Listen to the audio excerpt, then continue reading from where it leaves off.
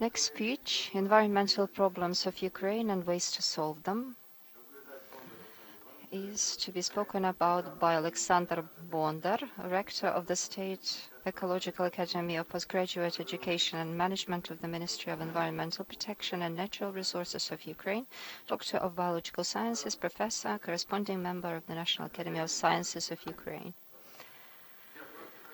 So, dear colleagues, first of all, let me join you in the chorus of the previous statements and thus thank our armed forces of Ukraine for this opportunity to get together and discuss such a number of important points. Let's thank our GIs and officers on the front line in the trenches who are defending Ukraine. It's such a high mission which they are delivering right now. Secondly, thank you very much, Mr. Pavlov, for the extended invitation. I remember back in 2012, 2013, working with fracking and shale gas, Chevron company. All of this project, unfortunately, now rests in peace for a variety of reasons.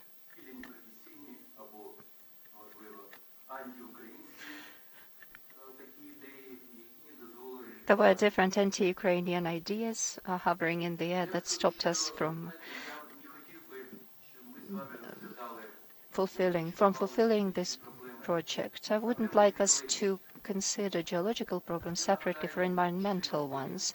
Please be reminded about 2014, and I'm remembering it for a reason. There was a democratic initiative, an organization founded together with an American structure, and for a number of years they ran monitoring of environmental nature, social opinion was studied, and they identified that over the last years, before 2014, when the Revolution of Dignity took place, the protest potential and capacity of the population in Ukraine, especially in the regions like the Donbass, Lugansk and Donetsk regions, grew significantly. There was a great deal of dissatisfaction concerning the environmental situation in the area.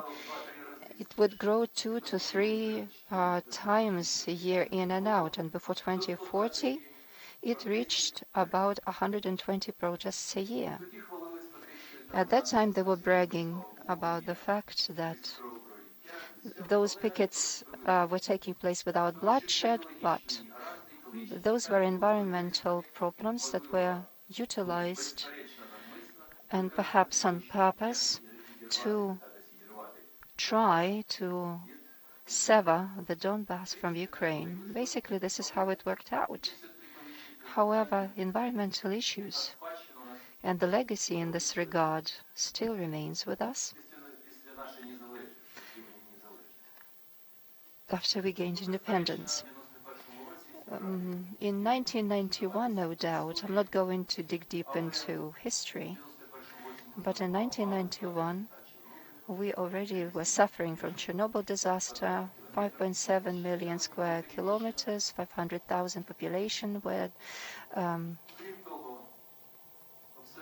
moved, and lack of economic activity, efficient economic activity, the soil degradation scale that we had at the time and have right now, they were about 130% of our land stock. So per every square kilometer, there would be several such areas, which means every year we were losing 500 small rivers on an annual basis due to our construction, sedimentation, agricultural activities in the coastal and littoral areas. Also, military facilities. Remember our army in 2003, Tuzla, when Russia initiated a conflict in the Kerch Straits. 850,000 troops. This was a high pinnacle of this conflict. When Putin came to power in 2000, and this was back in 2003. It was under Putin, but he wouldn't dare do any abrupt actions. because we had a strong army. All of those were still environmental issues. Tuzla, then environmental issues to do with Kutislav quarry on the border with Belarus. Kutislav quarry and the Shatsk lakes, our unique lakes, were in question in terms of their existence. Then Romania with its canal. Then the points to do with a huge area of contamination. Environmental protests took place and erupted in Zhytomyr region when geologists must remember titanium production started, so people, the population, were highly dissatisfied. Besides, military facilities. You know, a natural reserve area in Ukraine prior to the war was 7% of the entire territory of Ukraine. This is our unique emerald, precious territories. But the facilities of military nature, I mean, industrial enterprises, military towns, training ranges, it's about 15% of the Ukraine's territory, so it's twice as much. This is bad land, potentially contaminated with gas, etc., and oil, petrochemicals. So we have a whole lot of accumulated issues, and within the system of environmental security and safety, geological industry is not at the end. So today's speakers, when they were making statements about kilometers and meters of progress to be drilled and bored, they failed to remember one thing from my perspective, and undeservedly. Because even Mr. President, in his peace formula, out of the 10 points contained in it, point 8 is about ecocide, preventing ecocide and opposing that. And numbers 1 and 2 are its energy security, agrarian security. So he connected all of these things very logically, but now we are severing it all, separating. For 15 years, I was a member of an expert geological group assessing environmental safety for different geological facilities, and I'm very savvy about that. And I can tell you that the greatest contamination resultant from geological activity is even hard to imagine. Recently, we went to go to Zhytomyr region to see different regions, different kinds of quarries. It's a disastrous situation. There's no law or order maintained there. Besides, it's even a greater danger looming, which geological industry still preserves, contributed by geology, and it still persists as a bomb. This is the uranium heritage of uranium mines. And I suppose they're going to be referred to the critical infrastructure, and it's interesting to hear the Americans' perspective on that. So these are the 3 mines. I'm taking just 3 mines in Zholty Vody town, Dnipro, near Dnipro, chemical plant, which contains 68 million tons of dangerous radioactive products. Today, we had a representative of the National Academy of Sciences. In response to that, I would like to say that in 2023, after the Kakhovka Dam was destroyed, together with the Institute of Geochemistry with Mr. Zabulonov, now he's an academician, we raised a UAV to assess the contamination and pollution situation. It was a radiometer installed on it. It was very difficult to do because on the opposite side there was the content line, and this drone Orlan 10 from the Russian side was also up in the air to see what we were up to. So it turned out that the radiation at the bottom of the Kakhovka reservoir, it was not possible to get everywhere, but wherever we had this opportunity of access, some 2 or 3 square kilometers, the radiation level was higher.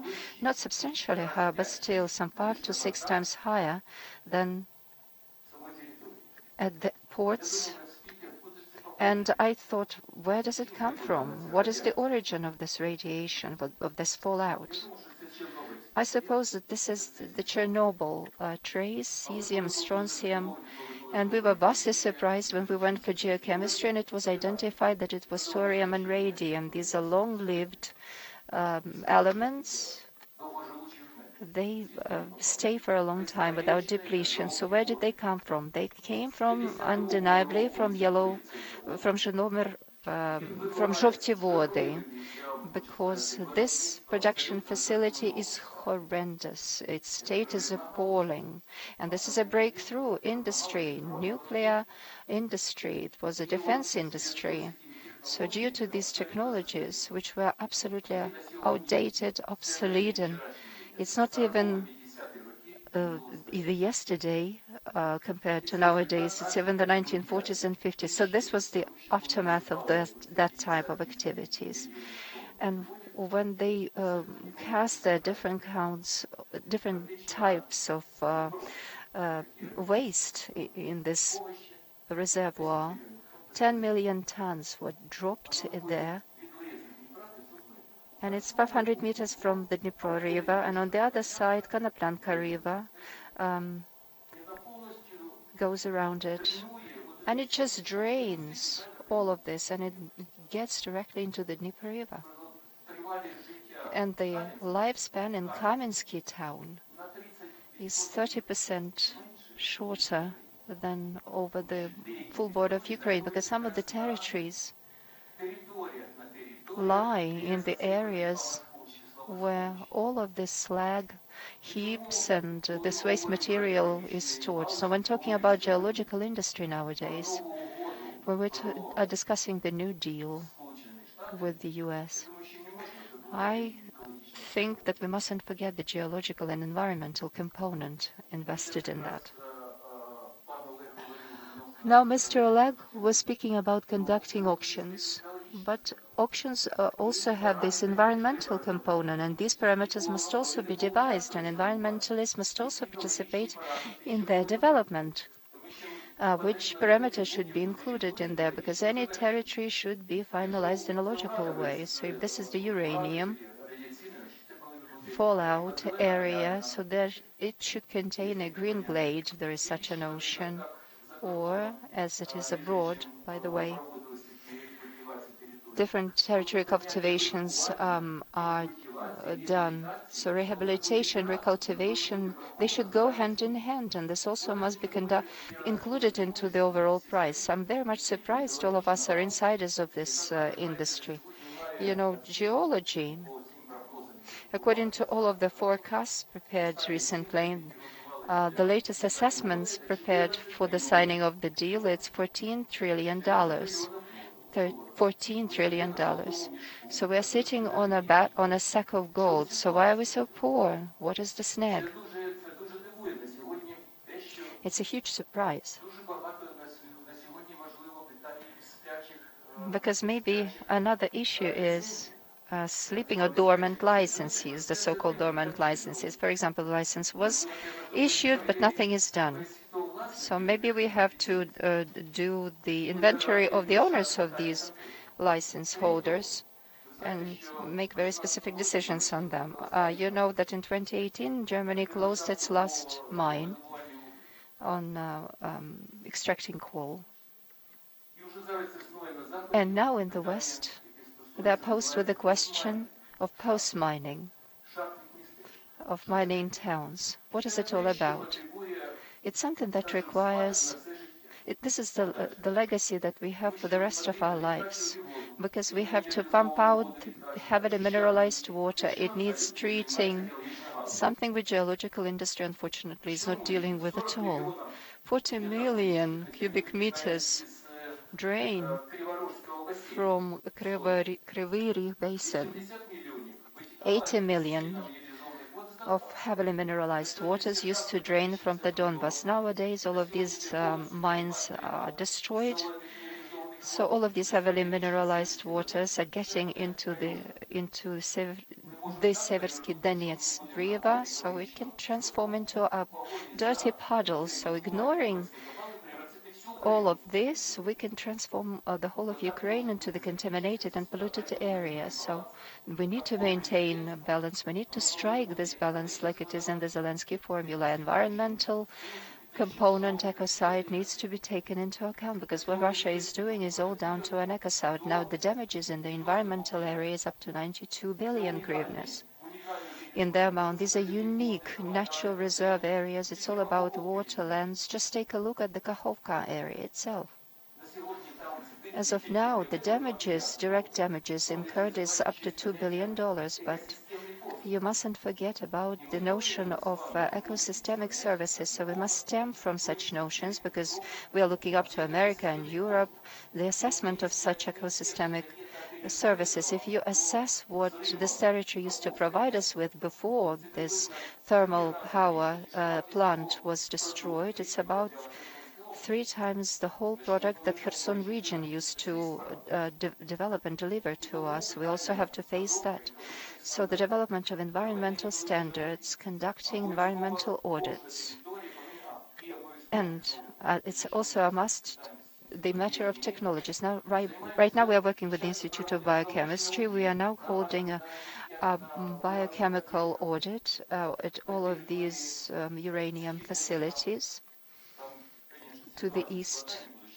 The situation is very complicated. I'm not going to dig into it, but environmental measures need to be undertaken and different activities. This must be included in the wholesome, holistic program. And standards must be developed, and of course, bearing the personnel. You have just spoken about universities, cooperation with the Lviv and Kharkiv universities. However, there are some sophisticated points which are to do with subtle points of preparing would-be specialists. I'm talking about refresher training courses, not at the level of the university where the general notions are studied, but at the level of the institutions which are under the umbrella of the Ministry of Environmental Protection or mining institutions. So we need to prepare and equip very fine specialists who do not just are guided by general notions, but they have to be very savvy about very, very fine notions. So you can see a whole array of different notions which are included into this deal and minerals mining. So right now I think our task is to get our heads together and develop proposals which will comprehensively solve the various issues that we have in the industry. Thank you.